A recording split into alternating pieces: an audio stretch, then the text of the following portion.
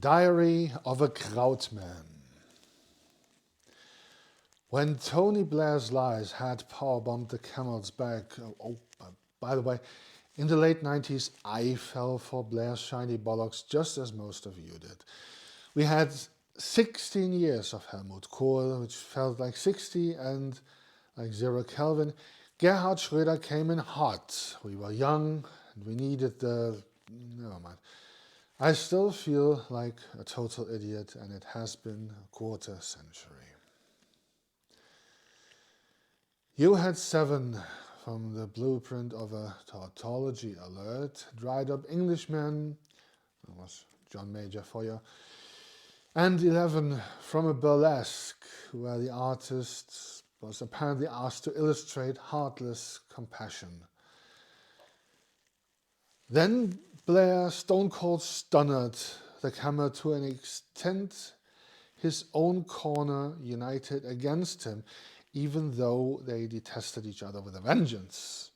Strangely though, for democracy, a successor was not elected but chosen in a now defunct restaurant way back in 1994. I would not expect this level of corruption from any European country, not even Italy or Austria, Belgium, Bulgaria, Croatia, Cyprus, the Czech Republic, Denmark, Estonia, Finland, France, Germany, Greece, Hungary, or Ireland, Latvia, Lithuania, Luxembourg, Malta, the Netherlands, or Poland, Portugal, Romania, Slovakia, Slovenia, Spain, or Sweden. And certainly not from our oldest democracy. For fuck's sake, write down a constitution, including those insignificant parliamentary procedures such as voting for a new PM if the old ones got the vapors. In 2005, Gerhard Schröder pulled a similar stunt, similar to David Cameron's referendum call, assuming they would secure a majority of votes for their political agenda and a booster for their flailing careers. Ah, yes, the best laid plans of cunts and men often go awry. The cocky currywurst lost, as did the Fickpucker. Bundespräsident Köhler enacted the constitutional mandate. He dissolved the government, dismissed the chancellor as per his request, which automatically triggered a new election. Fucking Germany is more democratic than you. Seriously, how hard can it be to write down a constitution? Then, in cases when the waters get a little rougher, your neighbors know when to get suspicious of funny business going on, such as an 87-year-old de facto legally incompetent Reichspräsident appointing a pile of shit disguised as Reichskanzler. How about having a deputy prime minister? You did? His office is not part of the uncodified constitution? It is 2016. There are end-user license agreements longer than the Bible. Why does the world's oldest democracy detest the democratic process to the point where successors are fiddled in back rooms? I get it. Only hardcore Labour fetishists had Gordon Brown winning a general election in 2007, that is. I would include opinion poll data here, but it seems British polls contain about the same amount of useful information as a horoscope, or sports talk radio, or wedding vows. Brown and Labour likely would have incurred the same landslide loss of 2010 only in 2007, thus preventing Britain's Walter Mondale Ed Miliband being burped onto a national political stage where he immediately installed his personal trapdoors. Being a vegan carnivore, pardon, a Jewish atheist? Really? An Ed Stone with detailed pledges along the lines of deficit bad, money good. Really? Experience and authority similar to a fantasy football commissioner? A similar fate awaits the clenched-lip Cameron, set to go down in history as one of Britain's worst managers ever. If Prince Charles, Rebecca Brooks, or Jack the Ripper want to feel better, they remind themselves, I may be devoid of human characteristics, decency and innocence, but at least I am not David Cameron. He had one job: to not fuck up as bad as Blair or Brown. Something he could have achieved by literally doing nothing. David Cameron did not need a world war to destabilize his country. He did not even need a global financial crisis. He did it all by himself. Cameron's 2011 vote to the EU-wide treaty, not in the UK's interests. His January 2013 announcement to hold a referendum if he wins the 2015 election. Oh boy. Also not in the UK's interests. The Eton alumnus David William Donald Cameron finished his Oxford PPE studies with first-class honours, yet apparently failed to learn the first thing about markets. They crave stability, they detest uncertainty.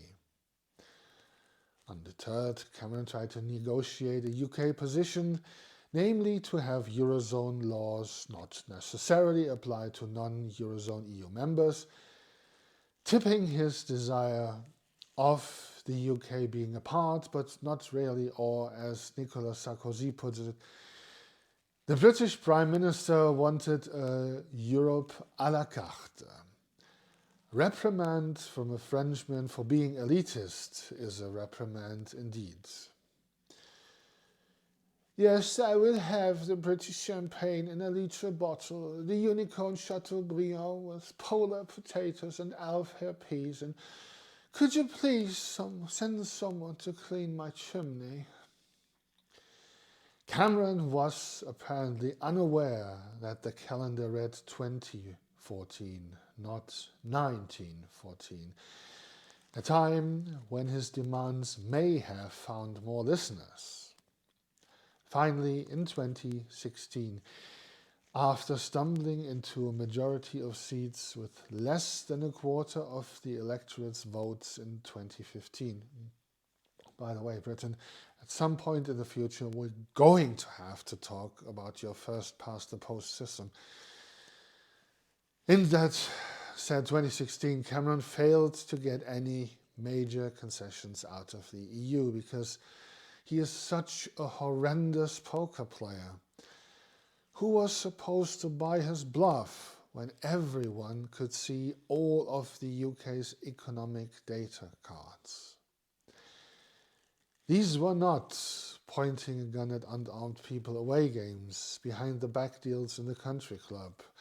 This was not soft toss with his Bullington buddies or ganging up on a powerful competitor to badger him into a war. Being a true Englishman, his imperial blood left him unable to grasp the basic understanding that his empire is dead as a nut and that you cannot be in if you want to stay out. Economy 101, Kindergarten edition. One has to pay if one wishes to get something. The one thing, the single, the only thing one expects of a Tory is a grip on the economy, whether by a Thatcheresque iron fist, a Reaganomics everything must go sale paving the way for a haulage company grabbing a piece of that tasty legal aid cake whilst defecating on the Bill of Rights, turning a corporate tax burden into government subsidies. Bo knows football, Tory knows economy. That's how it used to be, but it isn't anymore, because this Tory seems to know Jack K. shit. When these Himalayas of dung are involved, we have to ask ourselves, is he just stupid, incompetent, or is this on purpose? A driver crashes his vehicle into a wall. It happens. It is not pleasant, but it should not happen. But he was not drunk or anything, right? Right? It was an honest mistake. Calm down, fix the car, grab a road mark and get back behind the wheel. When a driver hits a wall, seemingly on purpose, he is a danger to the community, one who immediately should be removed and tried for treason. Of course, no one is accused of treason anymore. Reagan got away with it, Sharping and Fisher got away with it. So 19th century. We have to do more with less, so I guess we bring back the stocks, or I got it. David Cameron on Times Square in a shrew's fiddle. Beside him is not his wife, for once not forced to be a political prop, but merely a menu. The menu reads, breakfast with the Prime Minister. All items are well-aged, well-aged. Well-aged. Tomato, 1 pound, an egg, 1 pound, sausage, 2 pounds, goose egg, 2 pounds, fist-sized bacon bits for a £5, frozen, $10, pounds. Specials, a blast with a hash brown howitzer will set you back £100, but a 21-gun salute is available on request. Airdropping a wheelbarrow of black pudding is £1,000, raw £2,000. Airdropping a barrel of baked beans, mushrooms or pasty you can have for £2,500. Teasing the Prime Minister with a schlong-shaped sausage and your picture taken with him and signed with dedication, that you can have for a mere £10,000, with the Prime Minister kissing your sausage, 20. None of these items will cause physical harm, merely deliver their full olfactory and haptic characteristics. The Queen will then throw the first egg, as is tradition. She may, however, delegate to James Anderson bowling a replica Koh-i-Noor diamond. The diamond, however, very much will impart its physical characteristics. Thus, before the throw, Cameron is granted the opportunity of a bailout. That is what's called sportsmanship. While his actual net worth is shown. If he lowballs it, Anderson will get 2 balls, and so on.